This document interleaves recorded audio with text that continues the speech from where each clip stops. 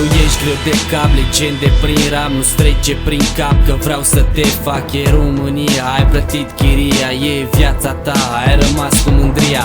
O scară din două trepte România, de ce ai defecte, vrei să mergi mai departe, dar ei văd că nu se poate. Hai să vedem cine poate să-mi arate că eu vreau să merg ca pe roate. Tu ești greu de cap, se cântă hip-hop, alții n-au aflat de ce ai picat. E România, gândul s-a schimbat, alții n-au uitat de ce ai plecat.